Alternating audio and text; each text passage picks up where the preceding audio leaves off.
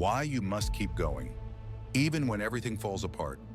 There are moments in life when the world doesn't whisper, it roars. It doesn't tap gently on your shoulder. It grabs you by the collar, throws you to the ground, and demands you stay there. It doesn't wait for you to be ready. It strikes when you least expect it.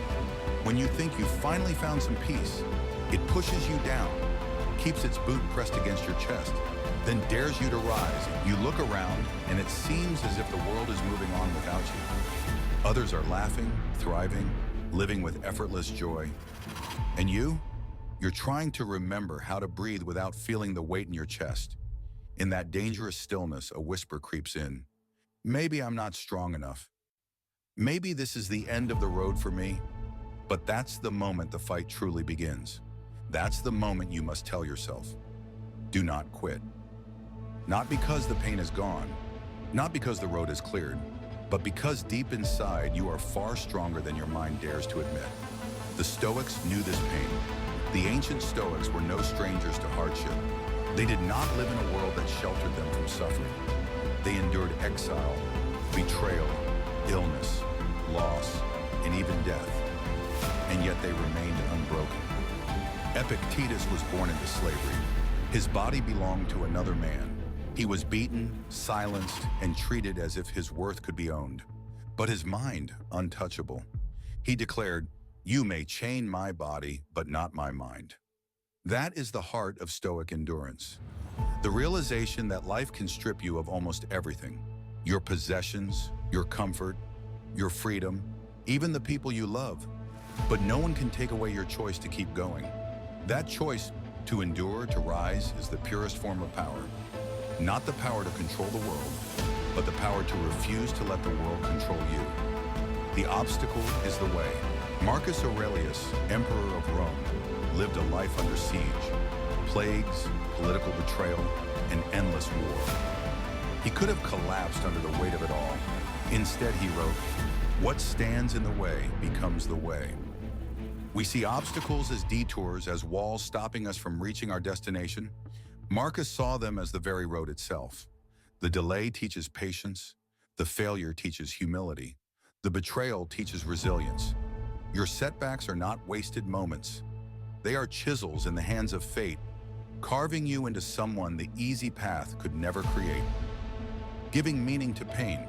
Seneca, the Roman statesman and Stoic, faced disgrace, exile, and eventually death. He lost everything the world values: wealth, status, influence. But his final words were not bitter. They were calm. Why? Because he had prepared his soul for the truth. Difficulties strengthen the mind as labor does the body. Your pain can destroy you, or it can define you.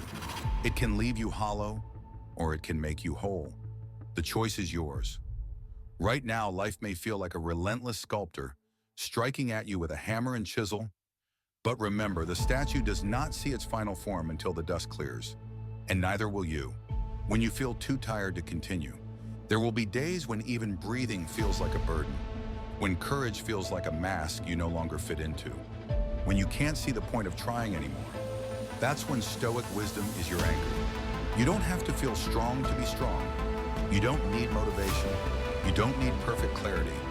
You only need to take one more breath, one more step, because one more step is everything. It's not about winning the whole war today. It's about refusing to lose a single moment, the sacred nature of endurance. Anyone can give up. Anyone can say, "I'm done." But to stay when it hurts, to fight when you're exhausted, to believe when all logic says there is no hope, that is rare. That is sacred. The Stoic way is not loud.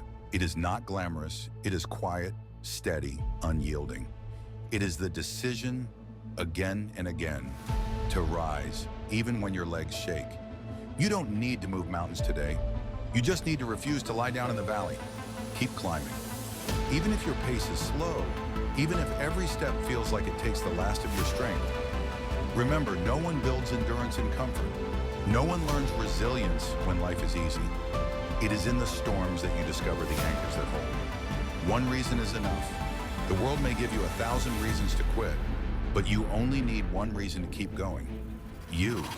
Not your past victories, not your imagined future, just you, here, now, alive. Because you have already survived nights you thought would never end. You've already endured storms you thought would drown you. You've already carried burdens you thought would crush you. And here you are, still breathing, still choosing. If no one has told you this lately, let me be the one. You are not done. You are not weak, and you are not alone. Your fight matters. Do not quit. Not because the world is fair, it isn't. Not because the road will get easier, it might not. But because your fight is worth the cost. You've come too far to stop here. You've endured too much to let it be for nothing. And whether you see it or not, someone is watching your quiet persistence. Someone is learning how to endure because you chose not to give up. One day you may be the reason they take their next step, just as someone, somewhere, was the reason you took yours. So light the fire again, breathe, step forward, continue. Even if your voice shakes, speak. Even if your hands tremble, reach. Even if your heart aches, love again. Because life will not wait, and neither should you. Like, share, subscribe. Not for numbers, but for the message. A movement that reminds the tired, the lost, the hurting. You are not done. You are still becoming. Let the fire burn.